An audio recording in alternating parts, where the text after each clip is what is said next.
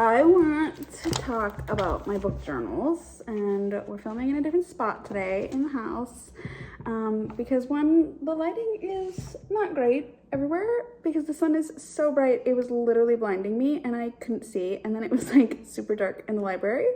So here we are at my dining room table with an interesting angle. But I am really excited to talk about my finished book journal and talk about a little bit about what I did in the new journal. So I think for the most part it's just gonna be voiceovers as I show off some of the pages and talk about the things I did wrong, and yeah, I think that's just gonna be how it goes, because there's a lot of things that I liked that I did, but there's like some things that I think are ugly but that we're already glued down and so are stuck with for life. I do want to say, like, the reason why I started book journaling, so I started this journal in October of 2024, so this is actually technically 2 years of book journaling. Well, 1 full year, 1 couple of months, I guess I should say. The reason why I started it is because a lot, aside from my reading, all of my bookish life, which is 90% of my life, is digital and online, and I wasn't engaging. I like to craft, and I like I like crafting, and I like to hold things. I'm like a very tangible, like I like tangible things, and I wasn't getting that, and I was feeling a little bit like fatigued from my phone all the time. And I also felt like I was kind of struggling with writing reviews for a little while. And so I figured trying book journaling, and I didn't expect it to work for me, actually, because I never liked journaling. Like diaries, keeping diaries, things like that, I was really bad about.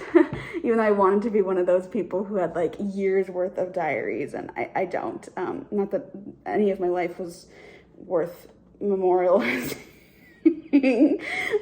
When I was younger, but so I didn't think book journaling was going to work for me. I didn't really know what to expect. I was just kind of like yahooing my way into it and seeing what stuck, and I think quite a bit stuck with me, and there's a lot that I have learned, and now I don't think I could really do what I do without book journaling, if that makes sense.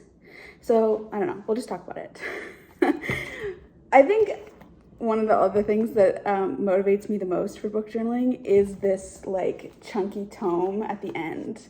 Like seeing it like all bent up and abused and just filled just gives me such satisfaction, and I just can't let that go.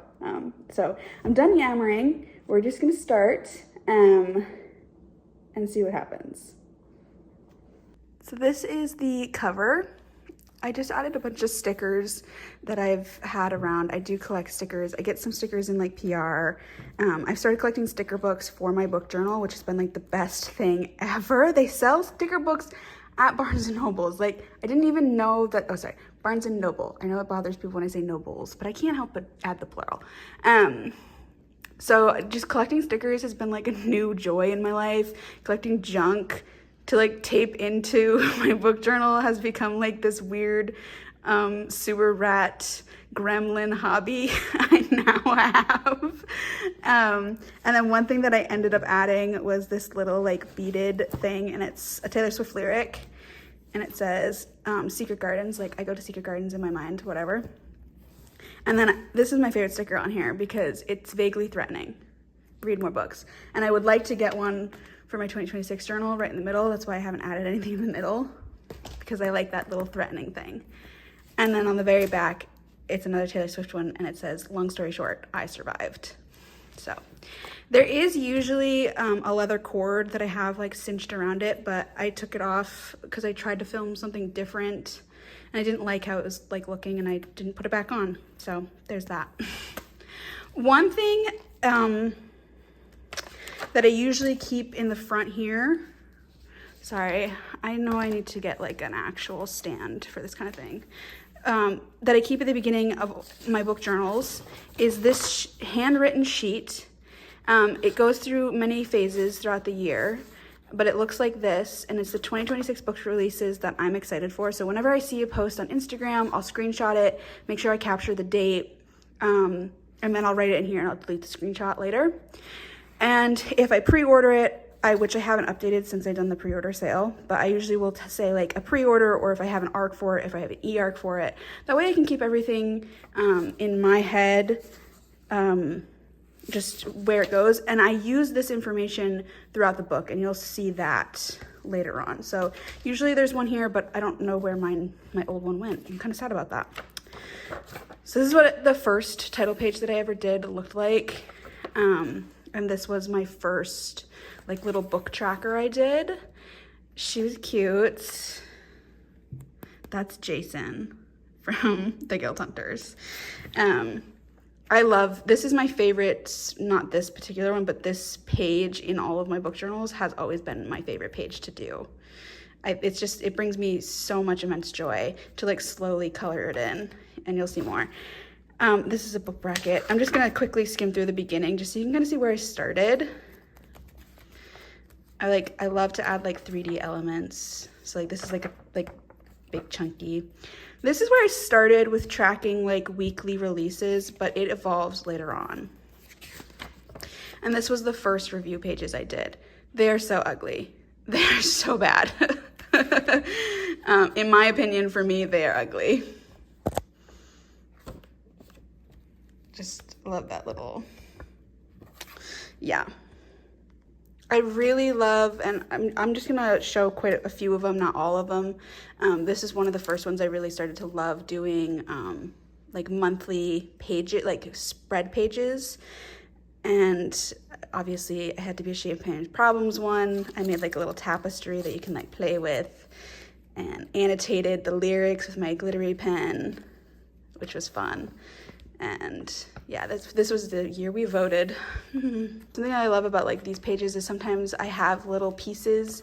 I've collected, like there are like junk journaling supplies you can buy, and I bought like a whole bunch when I first started from like Hobby Lobby, and I could kind of like make, this book had dragons in it and they're dragon eggs, and so I was able to make like little dragon eggs, and this one for Nocticadia, like the moths. So that was really fun, and like doing like these little pieces really make the book journaling so much fun for me. Here's another like really fun 3D piece that I did. Look at that! Isn't that so cool? Like it's not great, but it's cool, you know? And I end up evolving later on. I do get like little, sometimes like sheets that come with PR or with ARCs, and I always like cut out the books if they have them, because I think it makes like to add to the page like so much better. Okay, 2025. Let's get into how things have ended up evolving and changing later on. So as you can tell, 2025 does not start how the other pages start. It just jumps right into January. So I ended up just switching the book backwards. So this is my bingo sheet that I ended up doing. This year, I'm not doing a bingo sheet. Instead, I'm doing a bucket list, because that's what this bingo sheet ended up becoming. Like I was trying to do the things on the bingo sheet, and I think it'd be just way more fun to just do a bucket list and like color in the bucket list as I go. So like it's just little things like a retelling, reading a big AO3 fic, 10 5 stars, which there should be 10 stars for me to color in. I don't know why that's not how it is. Reading 6 arcs and like coloring in the arcs as I go. I think that's just gonna be far more fun than just doing a bingo sheet, because it just didn't hit the way I wanted it to. Like I got no joy from this. And then this was my reading tracker for 2025. It's not as pretty as the first one. And that is something I did change. So this is what my 2026 one looks like. So it looks more like a bookshelf again. And I left spaces for me to be able to add 3D objects, and for me to add on, so like this isn't 104 books, which is my goal for this coming year. And I added it so that I can put in like a TBR cart that like kind of folds out. So you can like, it's more like like more 3D, more tangible, just a little bit more fun and creative as I go. And it gives me a little bit more wiggle room. So like I could fill, like maybe I'll fill this up, but I won't have like a bunch of empty spaces that make me feel like I failed. Like this doesn't make me feel very great. Like I didn't fill these all in, and I was like holding spaces for certain books that didn't get to by the end of the year. So I didn't even finish this page. I hated this, this like book bracket for like the best book of the year. I liked picking a book per month, but I didn't like having to pit them against each other. And so for 2026, I ended up doing a favorite book per each month. And I'm gonna just put the covers on. I finally caved and I got an like colored ink for my book journal. And I also got like sticker paper that I can put in my printer. I don't love it, but I'm still learning. I'm adjusting, because you'll see another thing that I don't like about like this, what I ended up changing is, hang on. I just flipped to a random book review page. So do you see how like I just would print these out regular and cut each piece out, and like it has this white around it. I don't love that. Especially when I have like more colored pages, it just didn't come out, like it just kind of looks clunky and chunky. And so this time I got this like transparent sticker that you like, it's a sticker paper and it's transparent, but I can just use my printer. And yeah, so now it's just clear for the most part, and it's not intrusive on the page anymore. So that's one thing that I really thought a lot about at the end of the year, about how I wanted to change and do things. I did get really cheap transparent sticky page. So it is a sticker, but I still have to glue over the writing or else it rubs off. So I don't know what I'm gonna do about that, but there it is. So we're back to the 2025 page. I am no longer spending that much creative time on these pages because I rarely look at them by the end of the year. And yeah, so this is where I started with like my pages. One thing I wanted to do this past year was a book map for every month, but that was actually a lot harder than I thought it was going to be. It was hard to find like easy accessible like clear images of maps, and then it was just hard to find books with maps in them. So I started still doing like these upcoming release pages, but they ended up just taking up a lot of space, and I wasn't able to like really make them nice looking. And so this does change. I was flipping to show you when it changes, but there's something, this is one of my first like goofs that I did. So there's an Aurelia map, and then, but I actually did an Aurelia map the month beforehand, and I didn't catch it until after I had glued it down. So there's two Aurelia maps in here. I do love my April page. This is when things started to change though. So instead of doing an upcoming release page, though this one is banger, it changes to something that looks like this. I just did these little flip things because, like, as you can see, only one book for me was coming out last June. So it just didn't make sense to have an entire page dedicated to it. This is one page I just don't want to forget to show in itself. This is one of my favorite pages, monthly pages I did. It's like you have all these like little butterflies, and then you flip it and like they go this way too. This is one of my favorite pages. I want to do more like this, I think, because it's just so much fun.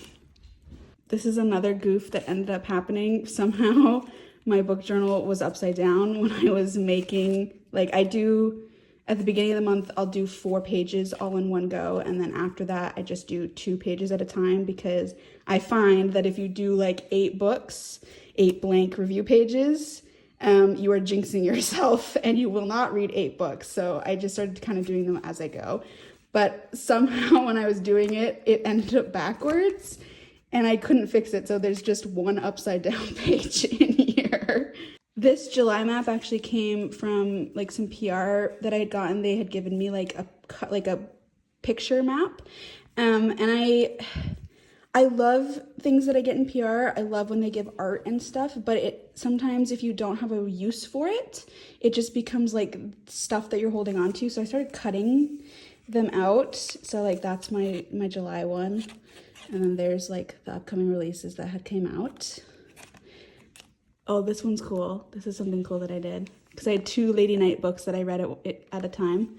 So I made that little night thing that just easily transfers. Again, like I had this little piece from PR that I cut out and added. I started getting really into collages, which if you follow my Instagram, you'll see at the beginning of the month, I do like a reading tracker and started doing collages as my reading tracker. All of those collages I do by hand. Like in Canva, each piece I specifically add by like tiny detail, and they end up like this collage page and that collage page always kind of like coincides with each other in my own personal life. So just a little fun background on that. But yeah, so I started adding like little quotes that have to do with the month. Again, there's another like flippy page here, a map. Yeah.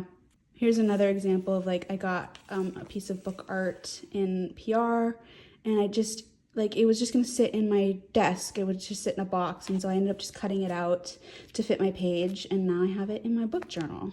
Hi, it's me editing in bed. I just wanted to say something because I think people might ask or wonder. If you see like how each page has like a brown paper over it or like paper that's like a different color, that's literally garbage. It's like sewer rat mentality. Like Amazon packages come with like this like crinkly thin brown paper, and I would save it every single time I got it. If there's any tissue paper in packages, anything like that, I would save, I'd fold up, and I would just glue it down as my background. Literal sewer rat mentality here, okay? I save all of that paper. I have like stacks of saved. Here's September. I love September. It came out so good to me. I also had 2 maps this month because this was when Alchemized came out, which I'll show you my Alchemized page. It was just, I have an Alchemized page and I'll show you, I can show you, where is it? It's kind of easy to find. I do have an Alchemized page and I have a Manacled page. I've never really been able to express the way I feel about this particular book. And I did the best I could in my book journal, but it was mostly just quotes. So this is Infinite Baths that I did with Alchemized, and for Manacled, it was Adrienne Laniker's, one of Adrienne Laniker's songs that forward, backward, and rebound, which I just always think about Draco. And it makes me cry.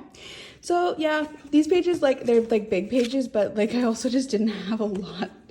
I couldn't just do a regular book review for it, you know, and there's a few books like that. So like same with these. So I read all 4 of these in one go, and instead of doing a review page for each one, especially because 3 of them were rereads, I just did a spread, and I always had the intention of cutting out little dragons, but it just never happened. Here's my October page. Again, I got this. One thing that I started doing with pre-orders is getting on pre-order incentives for my book journal, like literally just for my book journal. So if they have like an art you can get for free, baby, I am on it. Like I want it for my book journal now. I'm like looking into pre-order incentives. This is what it looks like. Oh, I forgot to also say, and I was like editing and I was like, oh wait, I want to add one more thing.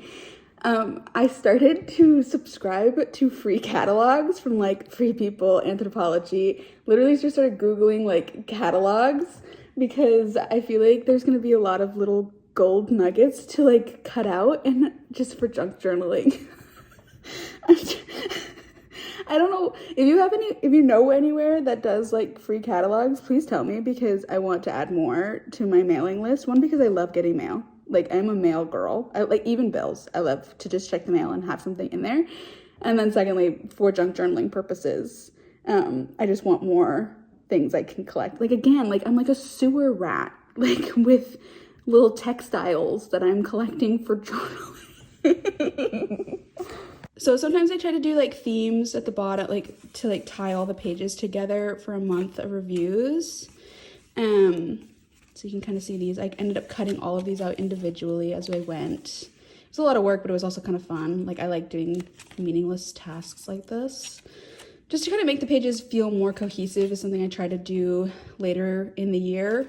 So like this is my November page, and each November page has one of these. This was the biggest pain in the butt to be cutting out. Oh, that one didn't even get cut out all the way. Like, see these ones? Like, it looks cool, but it was a lot. I'm not gonna lie. It was a lot. That was my December page, which I didn't put a lot of effort in because I was doing like my December page as I was starting to think about my book journal. So my next one. And then at the end of this year, I still had like probably 50-ish pages. I just cut them out just so that the book like shuts. So that's what it looks like. So this is what like my old review pages looked like. I had a bonus point section, a one thought. Oh, I had a vent for that one. Let's not do that page. A one sentence thought, which was just like whatever stupid thing the first came to my mind. And then I would always add like little bits and pieces like here. And that's something that I ended up changing going forward. So I do have a one sentence thought, but instead of like a bonus point, which was usually if there was a good spicy moment or a good girl moment, it just felt like it was useless, and I wanted to add more of my final thoughts. So this isn't like my full feelings in a review, but it's just like a more, what's the word I'm looking for? A more detailed account of how I felt about the book. That ends up influencing how I go further in my reviews. So the beginning of the video, I was talking about how this really helped me get my thoughts together for professional reviews. So I have like, these are the tropes. I don't always add everything that I add in my personal book journal into my review because some people think tropes are spoilers. So I try to kind of like be a little bit more tongue-in-cheek about it. I always say if a book has spice, and like I'd say like the genre, all that stuff, if there's like interconnected standalones, if it's an arc when it comes out, that kind of thing, just so that when I go to write a review for like Instagram or for wherever, I just have a space where all of the information that I have is there for me to like more eloquently spread information. So final thoughts is what's changed moving forward.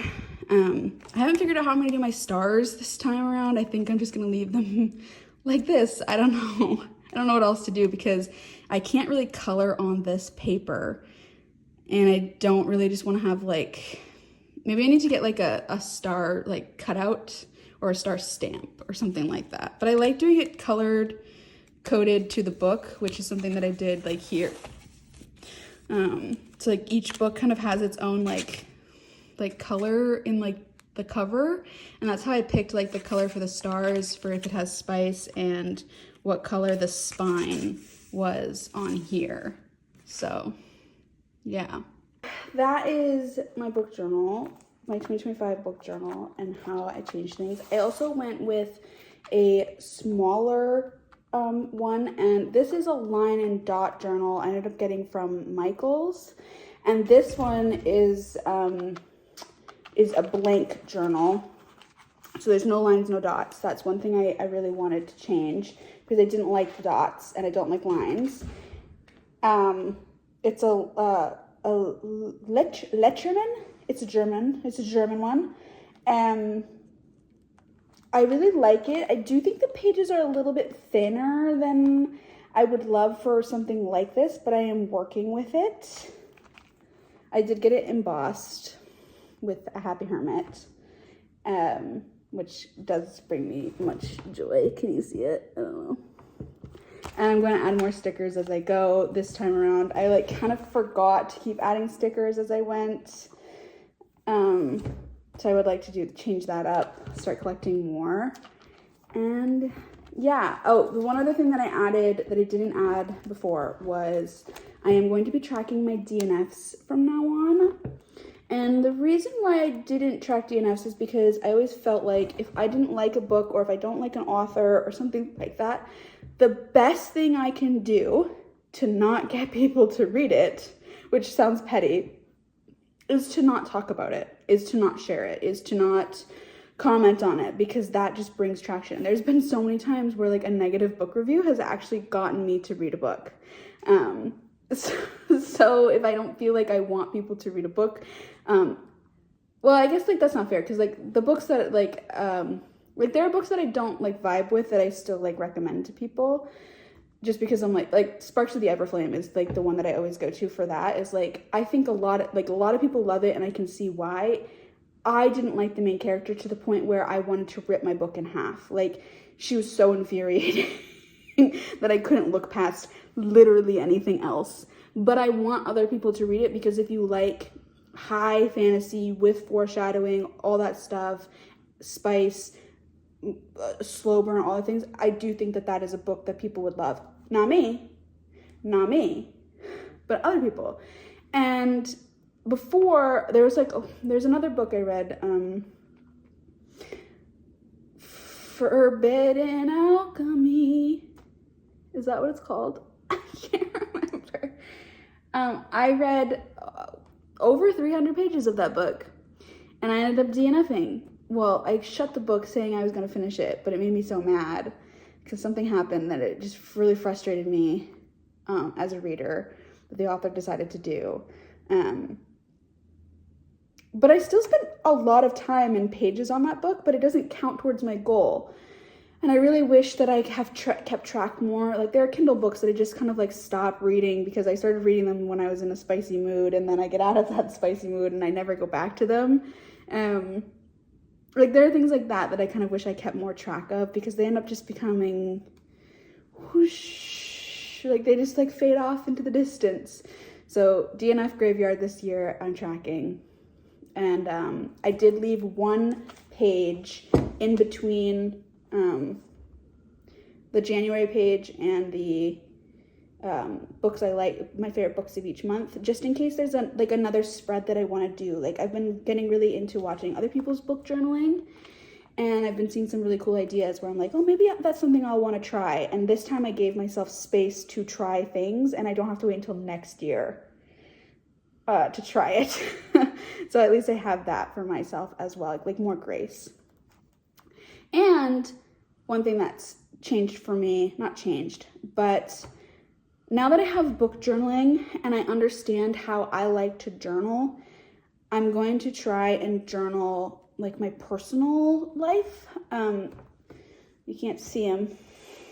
I mean, you could see him because he's the size of a planet. But like the boy's first year of life is going to be like so big, and like a lot of things happen and a lot of change happens and they grow so much. So not just the boy, but like just life in general. I'd like to start like junk journaling, like collage journaling, but with like little thoughts, you know, little moments that I wanted to, I want to remember.